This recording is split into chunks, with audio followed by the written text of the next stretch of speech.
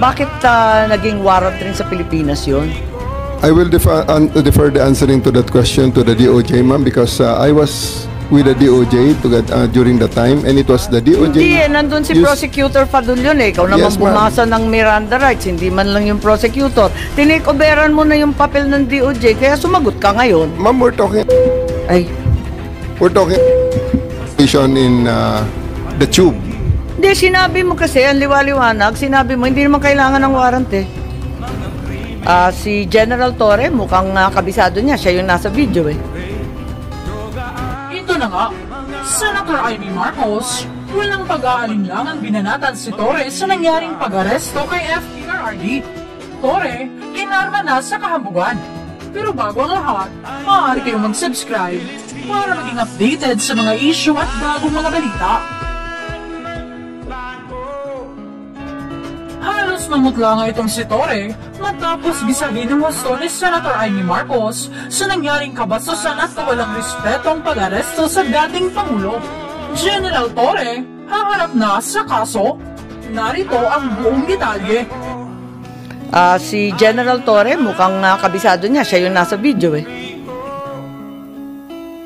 Again, ma'am?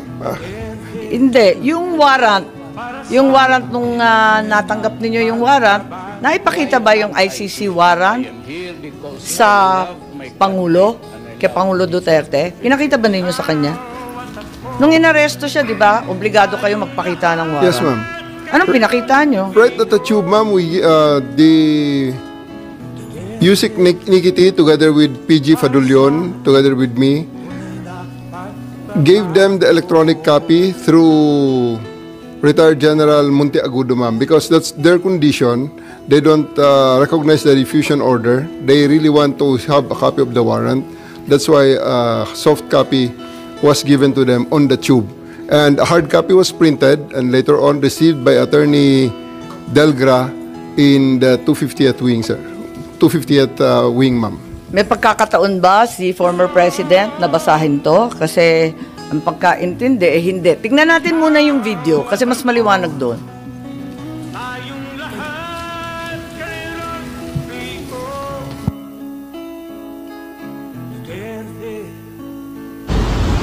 Pag umaresto ka ng tao, pag inaresto ka ng pulis, pwedeng hindi dala ng pulis ang warrant mo? Pwede. Sasabihin lang ng pulis kayo, oy, arestado ka, may warrant ka. Nasaan ang warrant? Doon sa istasyon, halika na.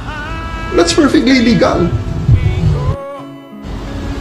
Pag umaresto ka ng tao, pag inaresto ka ng pulis, pwedeng hindi dala ng pulis. So, ang sabi po ninyo, hindi naman kailangan yung warrant eh, kaya hindi ninyo pinakita. Tama po ba yun?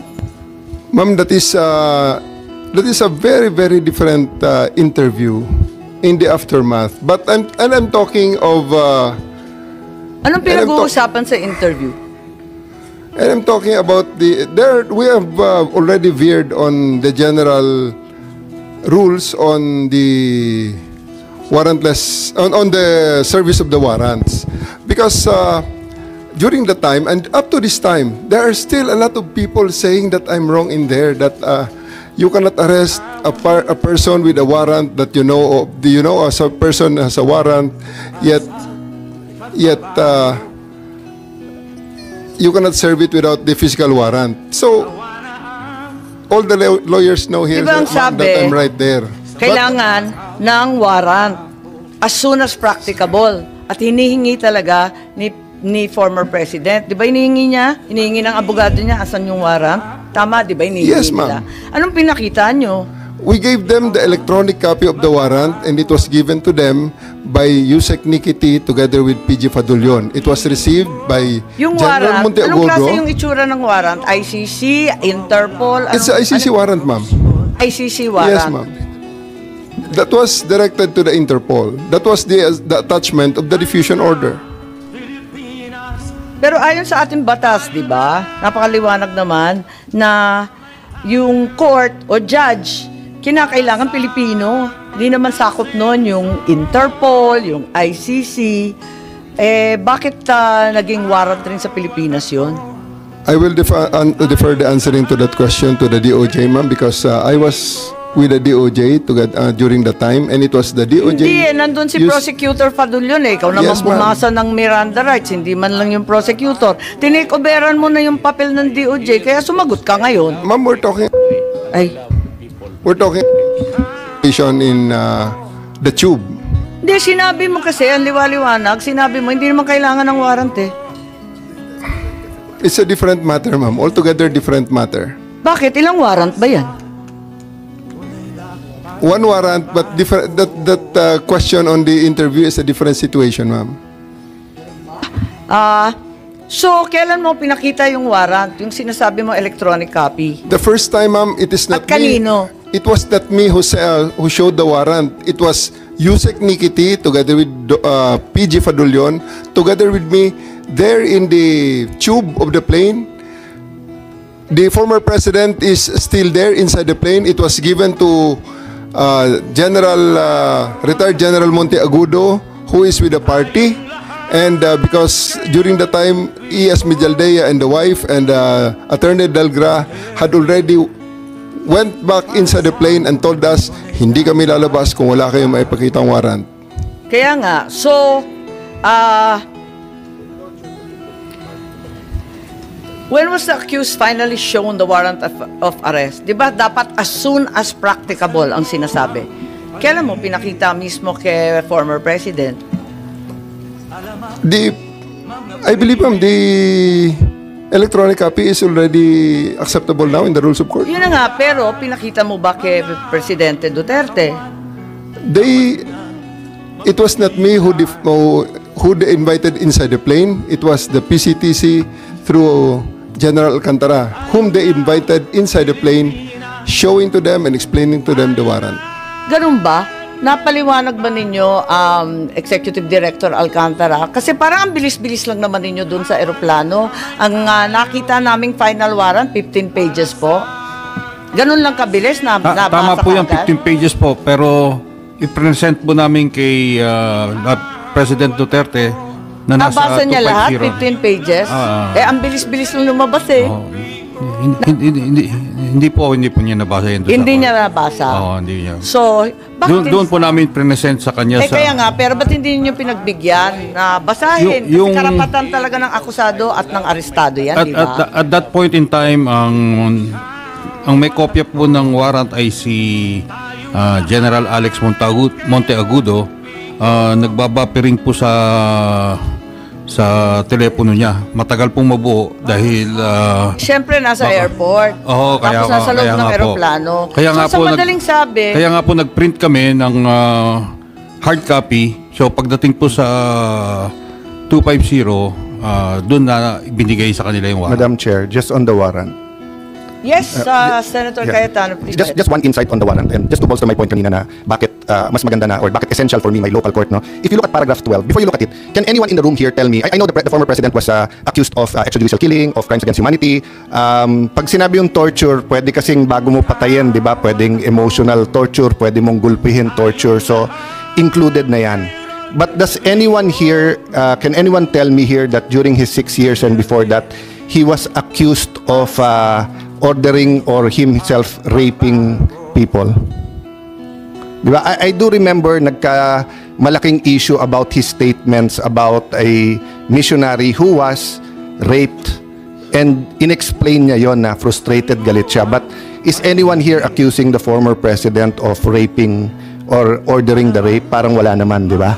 Okay, if you look at dahil walang, just for the record, Madam Chair, dahil wala naman nagtaas ng kamay or nagsabi,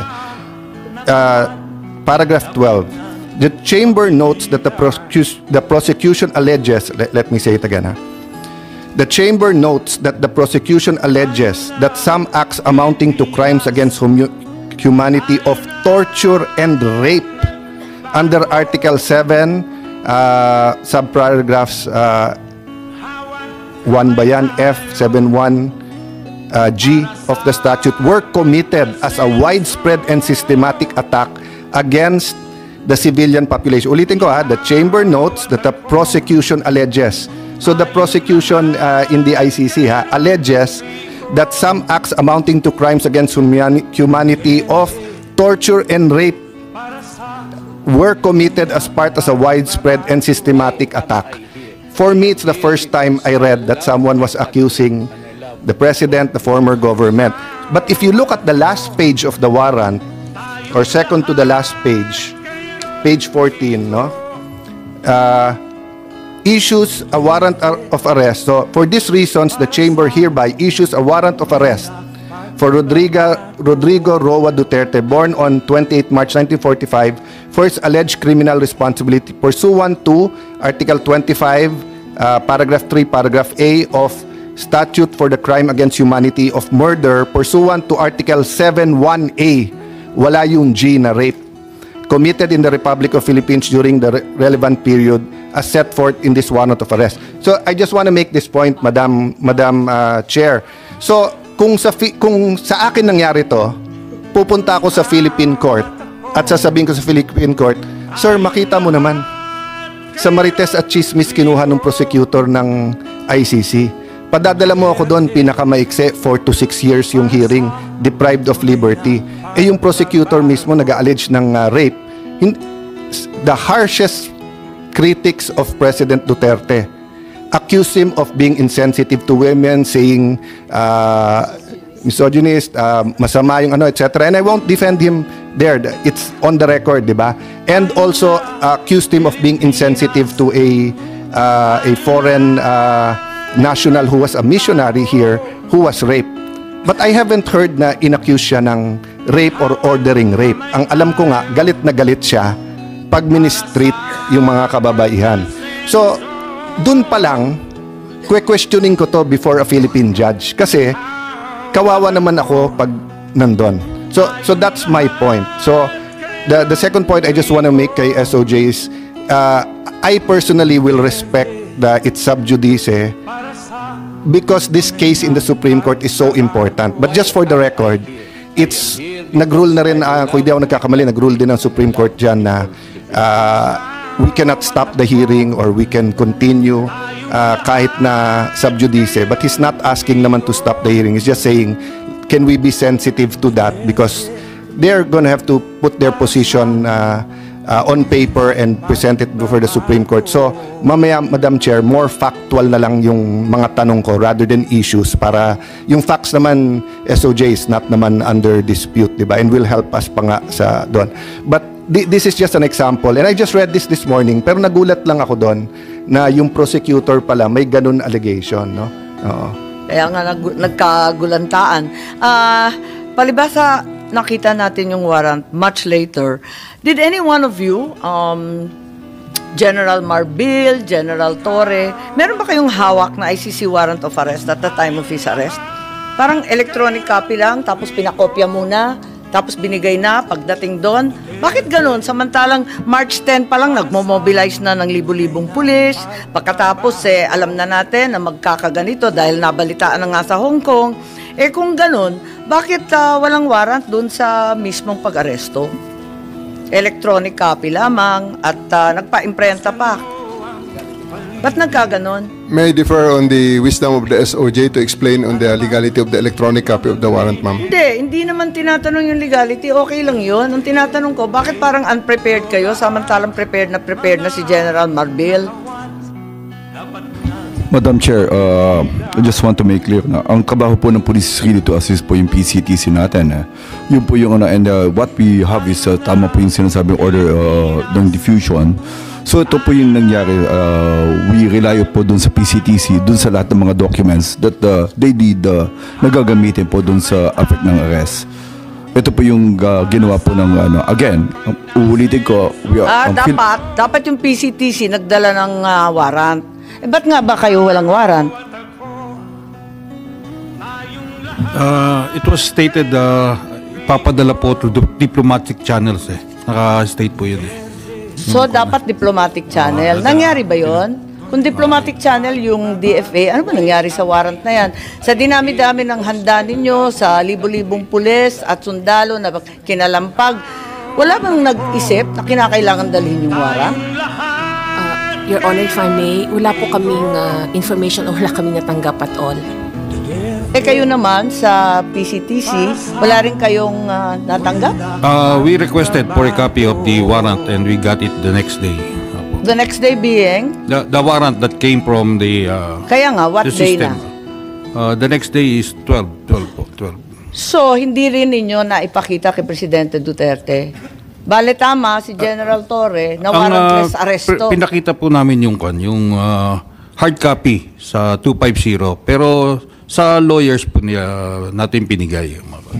Madam Chair, can I clarify? Kasi ang sinasabi din na redacted copy lang ang binigay, hindi rin kompleto, kaya hindi nila mabuo. At yun nga, nagkagulatan, bakit meron pa? Can I clarify that? Sir, it was a sealed warrant, correct? Hindi. Hindi po.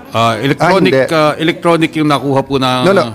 Ano ang pinadala ng ICC? Kasi parang sa ibang news report, sabi sealed. Pag sealed kasi, hindi dadaan ng DFA yon. So yun nga ang question. What was sealed, sir, was the warrant of arrest was sealed Okay. before March 11. Yes. Tapos kanino, sir, pinadala? Sino magbubukas noon pag sealed? When they demanded a copy of the warrant, we relied on our fail-safe mechanism. We have a fail-safe mechanism to make sure that the documents are secure in our possession. So it's the DOJ that produced the warrant. Hindi sa may bias ako sa DFA, but I've worked with these people. Kasi pag sealed, may option na hindi padaanin sa kanila. At kahit pinadaan sa kanila, I don't think they have the authority to open it. Diba? Yes, but we had to use our fail-safe because the PCTC could not produce the warrant, so we had to use our fail-safe. But once naman it's opened by the proper authority who's allowed to open it, diba, to unseal it, then syempre Philippine law na. Ipapakita mo talaga dun sa na... Yes, we showed it to the president and to his lawyers. Teka, mapapaliwanag lang ako. Tell me candidly, at the time you apprehended PRRD, nung inaresto si former president, yung ICC warrant, nasa inyo na ba, General Torre? Yung totoo. Kasi you're under oath, alalahanin. Yes, ma'am. It is with us. It was already with you. Yes, ma'am. Electronic. Yes, ma'am. Electronic. Wala Yes, kayong ma'am. official copy? Electronic O walang copy, ma'am, hard given copy? electronic copy given to me by Yusek Nikiti of the DOJ, ma'am. Sa DOJ. Kaya sa inyo, kasi parang nagtuturoan kayo, sabi ninyo, na dapat yung PCTC ang nagbigay. Pero wala kayong binigay. Sabi ninyo, dapat DFA. Nalilito po ako. Hindi po. Hindi po nagtuturoan. We had the copy of the warrant, not the copy of... Dinami-dami Yusek nang P. nag-aresto kay Presidente, walang nag-isip na kinakailangan bigyan ng kopya na hard copy, opisyal, at talagang... binigyan po namin sa... Saan? Saan at 250 po, kailan? binigyan po namin. Nung ma-print na po yung hard copy... Saan yun? Sa 250 po. Sa Villamor? Meron po. Ano yung 250 po? Sa Villamor po, Villamor. Binigyan po siya ng kopya, hard copy po.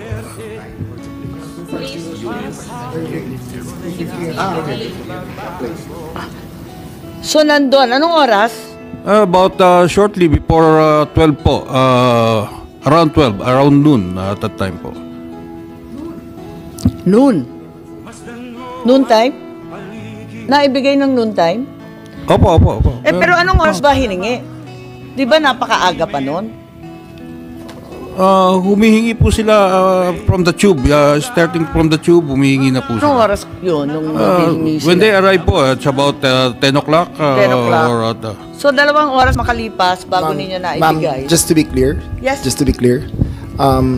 General Torre, maybe you can explain the process of serving the electronic copy, which constitutes a legal form of serving the warrant. Yes, ma'am. After they disembarked, as I have learned from General Torre, they asked that it be postponed, that they be brought first to... Ano ba nangyari doon, General, pagkatapos doon?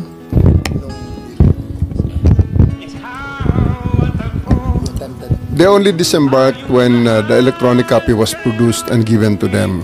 So, kaya sila lumabas. And when they step out of the plane, at the junction of the moving part of the tube, PG Fadulion met them and attempted to read the rights to President Duterte. And all of them said pwede ba mamaya na yan at pa-diffuse muna natin ang attention doon na lang sa 250th Airlift Wing. So, we acceded to that request. We arrived at the 250th Airlift Wing. They were given refreshments. They were allowed to refresh. They were allowed to, para generally pababain lang ang tension ng lahat. And then we, after an hour or two, we returned, and that was the video that you saw when I was reading the rights in the cell phone, which basically it's memorized already. So just a formality, and then they asked at that juncture, they asked for the written, they want a printed copy. So I went out of the room, stepped of the room, printed it, and gave it to them. Okay, yung printed copy, may allegation na redacted copy daw to. Hindi daw kumpleto, hindi daw buo. Parang simplified lang or pinaiklian. Tama ba? O buong-buo? Buo-buo yun, ma'am. It was ilang pahina? 15 pages. Yung 15 pages na kumakalat ngayon, Yes, yun na yun? Yes, So yun ma'am. din ang naibigay doon sa Villamor? Yes, ma'am. That was properly received by Attorney Delgra in assigned So Attorney receiving copy. Delgra. Yes, ma'am. Pero nakita ko sa ating video na iba ang pangyayari tungkol sa abogado. Pwede bang panoorin natin?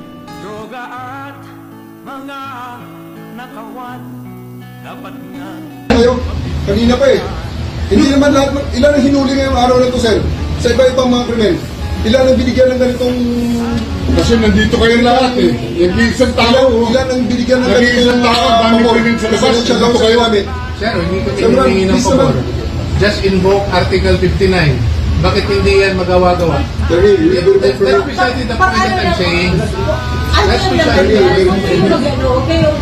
Please lang, bawal hawakan. Attorney, you will be removed. Bawal hawakan. Bawal hawakan. Tumayo ko na lang.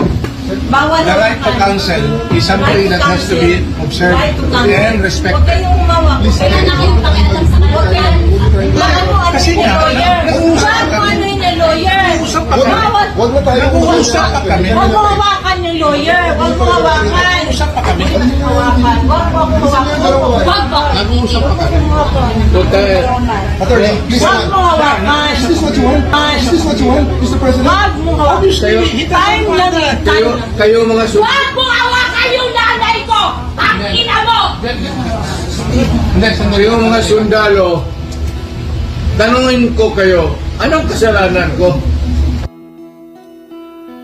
Okay, dito sa video nakikita na si General Torre hinihila yung abogado. Standard procedure po ba ito ng PNP?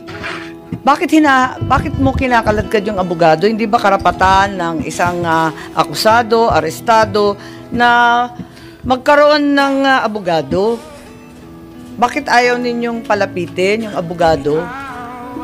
Gabi na ho yun, ma'am. That's already the time that I'm forcing everyone to board the plane. I'm already forcing the former president to board the plane, ma'am. Tapos na yung napakarami ng optics sa kanilang ginawa dyan, ma'am. And Interesting use po of force. You were forcing them. Yes, So you ma'am. admit you forced them. You I use have violence. to. I have to because they won't go with us voluntarily, ma'am. So I have tried all the lahat ng pakiusap ay ginawa na General namin buong naman, sa araw. dinami-dami ng pulis, ang tanda-tanda na, may sakit pa. Sa palagay mo, masisindak pa yun, o kaya bang lumaban nun? In fairness to the president, ma'am, after I handcuffed E.S. Mijaldea and told Attorney Delgado that he's the next one to be handcuffed and boarded on the bus, the former president actually acceded and said, sige na, alis na tayo. And you saw that on video. Well, It was nakita namin, Romy. di ba, hinihila mo yung upuan. Hindi ba dapat, talagang General Torre, kailangan makinig ka doon sa sinasabi ng abogado? Di ba karapatan nun? I have already arrested, I even arrested E.S. Mijaldea, ma'am, for obstruction of justice and placed handcuffs on him. That was already the last parts because masyado ng gabi, aabutin na kami ng umaga doon, ma'am. It's Ilang already oras na? unreasonable. 2 oras pa lang. Kalalanding lang ng Hong Kong ng alas 10. Alas 12 12 hours. pa lang to. 12 hours, ma'am. Kaya nga, anong oras to? Kasi Mga sabi 7 mo o'clock na- kanina, 10 o'clock. Mga 8 o'clock yan, ma'am. Yung kay Delgra. O, anong oras na yun? Mga 8 o'clock yan, ma'am. Sa umaga na yan? Gabi? 7 o'clock, 8 o'clock ng gabi na yan, ma'am. 8 Si a.m. Delgra. Ay, 8 p.m. Yes, ma'am. Gano'ng katagal na yon? 10 hours, ma'am? 9 hours? Naka 9 to 10 hours na.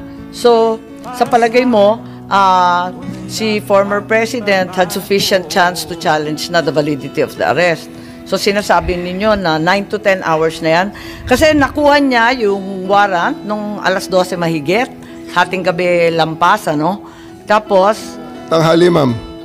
Tanghali, ma'am. Niya nakuha ang warrant. Tapos, tumagal pa sila ng ilang oras.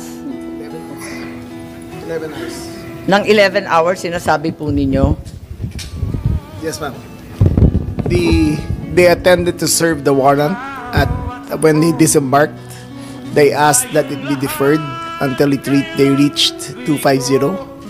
Upon reaching 250, they asked for some refreshments and they cooled down. Upon being more calm and after conferring with their lawyers, the warrant of arrest was served in toto, in full, and their rights were read. So sa tingin ninyo, itong 9 to 10 hours sapat na para sa isang pangkaraniwan tao na makakuha ng sariling abogado, tapos i-check yung kanyang warrant, pagkatapos mag-draft, mag-file ng maayos na petisyon ng habeas corpus. Ganun ba yun? Ma'am, you must, I think the records showed that there were 3 lawyers with him in conference with him during the entire time. Attorney Delgra. Paano makakapag-file yun? Gabing-gabi na, hindi naman court hours. They had filed a case of a TRO with the Supreme Court. They tried their legal remedy. It was duly recorded and there was no TRO given by the court, ma'am. So, ma'am, just to be clear, they had their chance to seek legal remedy as shown by the actions of their lawyers by approaching the Supreme Court. So there was no due process denied, ma'am. Siguro sasabihin ko at tatanungin ko kay Attorney Medina, ang ating constitutionalist po rito, masasabi ba natin na nabigyan si PRRD ng sapat na pagkakataon para alamin itong validity ng kanyang, yung katotohanan ng kanyang pag-aaresto? Ilang oras ba yung sinasabi natin na sufficient time, yung sapat na panahon?